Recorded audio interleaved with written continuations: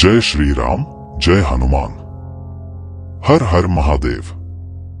स्वागत है दोस्तों द हॉरर शो के एक और खौफनाक और रहस्यमय एपिसोड में। मैं विजय एक बार फिर आपके लिए लेकर आया हूं एक ऐसी कहानी जिसे सुनने के बाद शायद आप भी रात को सोने से पहले कई बार सोचेंगे। ये कहानी है मुंबई की, लेकिन उस मुंबई की नहीं जिसे आप रोज देखते हैं। ये उस मुंबई की कहानी है जिसके कोने, सुनसान गलियां और पुरानी इमारतें अपने अंदर रहस्यों को समेटे हुए हैं। आज की कहानी में मैं आपको लेकर जाऊंगा एक ऐसी जगह जहां अतीत की परछाइयां आज भी जिंदा हैं। लेकिन दोस्तों, उससे पहले एक सवाल, क्या आप कभी किसी ऐसी जगह गए हैं जहां घुसते ही आपको अजीब सी ठंडक महसूस हो, जैसे वहां कुछ तो है जिसे आप देख नहीं सकते पर वो आपको देख रहा है? अगर हाँ, तो शायद आप इस कहानी से खुद को जोड़ पाएंगे, और अगर नहीं तो ये कहानी सुनने के बाद आप जरूर सोचेंगे कि अगली बार किसी अजीब जगह पर कदम रखने से पहले 2 बार सोचना चाहिए। अगर आपके पास भी कोई ऐसी सच्ची हॉरर स्टोरी है जिसे आप चाहते हैं कि मैं सबके सामने सुनाऊं, तो हमें जरूर भेजें।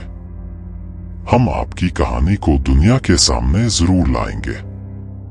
और हाँ, कहानी के आखिर में मत भूलिएगा कि लाइक, शेयर और सब्सक्राइब करना है ताकि आप हमारी हर नई कहानी से जुड़े रहें। तो चलिए दोस्तों, बिना देर किए आज की कहानी की शुरुआत करते हैं।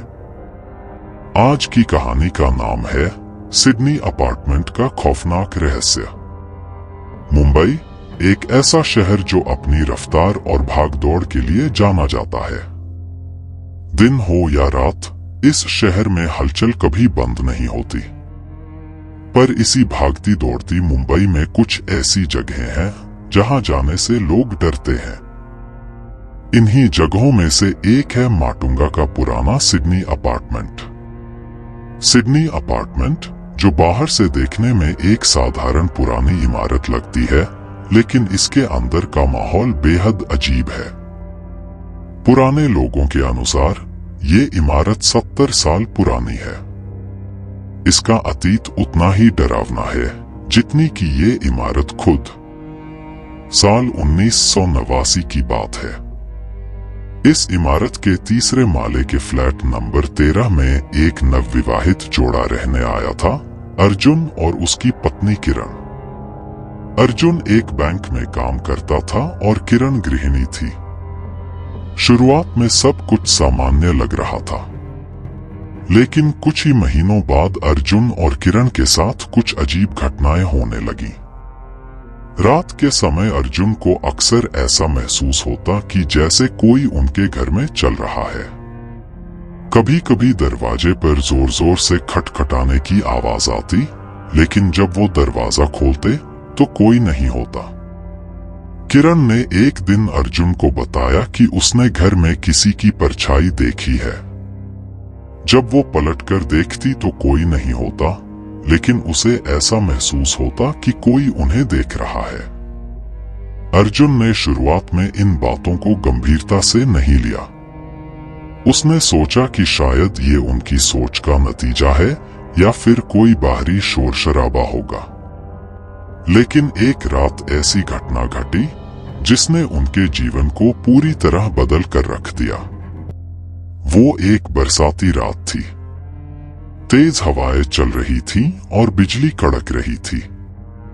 अर्जुन और किरण अपने बेडरूम में सोने की तैयारी कर रहे थे। अचानक दरवाजे पर जोर जोर से खटखटाने की आवाज आई। अर्जुन चौंक गया। इतनी रात को कौन आ सकता है? उसने दरवाजा खोला, लेकिन बाहर कोई नहीं था। अर्जुन ने सोचा कि शायद कोई शरारत कर रहा होगा। उसने दरवाजा बंद किया और वापस बेडरूम में चला गया। लेकिन जैसे ही वो बेडरूम में पहुंचा, दरवाजे पर फिर से खटखटाने की आवाज आई। इस बार आवाज और भी तेज थी। अर्जुन ने दरवाजा खोलकर देखा, लेकिन बाहर कोई नहीं था। अब अर्जुन को चिंता होने लगी।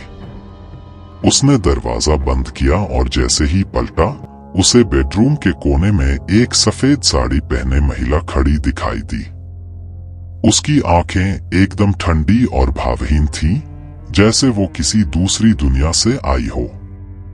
अर्जुन के शरीर में एक ठंडी लहर दौड़ गई।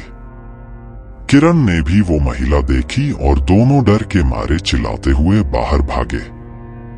उन्होंने उसी रात अपार्टमेंट छोड़ दिया और फिर कभी उस फ्लैट में वापस नहीं गए। अर्जुन और किरण के जाने के बाद इस फ्लैट में जो भी रहने आया, उसे अजीब घटनाओं का सामना करना पड़ा।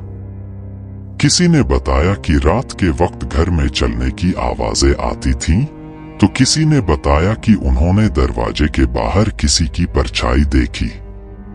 फ्लैट नंबर 13 अब पूरी तरह से बदनाम हो चुका था। लोग इसे भूतिया फ्लैट कहने लगे थे। पड़ोसियों ने बताया कि इस फ्लैट में रहने वाली एक महिला ने सालों पहले आत्महत्या कर ली थी और उसकी आत्मा आज भी वहां भटक रही है। साल 1995 में एक और कपल इस फ्लैट में रहने आया, रोहित और अंजलि। उन्हें इस फ्लैट की पिछली घटनाओं के बारे में कुछ नहीं पता था। पहले कुछ हफ्ते ठीक ठाक गुजरे, लेकिन फिर अंजलि को रात के समय अजीब अजीब सपने आने लगे। सपनों में वही सफेद साड़ी वाली महिला उसे दिखाई देती, जिसे अर्जुन और किरण ने देखा था। एक रात रोहित और अंजलि सो रहे थे, जब अचानक अंजलि की नींद खुली। उसने देखा कि बेडरूम के कोने में वही महिला खड़ी है। अंजलि के चिल्लाने की आवाज सुनकर रोहित भी जाग गया। दोनों ने जैसे ही पलटकर देखा, वो महिला गायब हो चुकी थी। रोहित और अंजलि ने तुरंत इस फ्लैट को छोड़ दिया और कभी वापस नहीं आए। दोस्तों, आज भी अगर आप माटुंगा के सिडनी अपार्टमेंट जाए, तो आप महसूस करेंगे कि वहां कुछ तो है जो सही नहीं है। वहां के लोग अब भी इस फ्लैट के पास से गुजरने से डरते हैं। कुछ लोग तो यहाँ तक कहते हैं कि अगर आप रात के वक्त इस फ्लैट के पास से गुजरेंगे, तो आपको खिड़की से कोई झांकता हुआ दिखाई देगा। लेकिन क्या आप जानते हैं, ये कहानी यहीं खत्म नहीं होती। कई सालों से यहाँ रहने वाले लोगों ने बताया कि उन्होंने रात में इस फ्लैट से अजीब अजीब आवाजें सुनी है। किसी ने किसी को चलते हुए देखा है, तो किसी ने उस महिला की डरावनी हंसी सुनी है। अब सवाल ये है कि क्या ये सब सिर्फ एक अफवाह है या फिर सच में कुछ ऐसा है जिसे विज्ञान भी नहीं समझा सकता। दोस्तों, अगर कभी आप माटुंगा जाएं और सिडनी अपार्टमेंट के पास से गुजरें, तो एक बार जरूर उस फ्लैट की खिड़कियों की तरफ देखिएगा। कौन जानता है, शायद आपको भी कुछ ऐसा दिखाई दे जो दूसरों को नहीं दिखता। आज की कहानी यहीं खत्म होती है। अगर आपको ये कहानी पसंद आई हो, तो द हॉरर शो को लाइक, शेयर और सब्सक्राइब करना ना भूलें। और हाँ, अगर आपके पास भी कोई सच्ची हॉरर स्टोरी है, तो हमें जरूर भेजें। हम उसे आपके नाम के साथ सबके सामने सुनाएंगे। जय श्री राम, जय हनुमान। हर हर महादेव।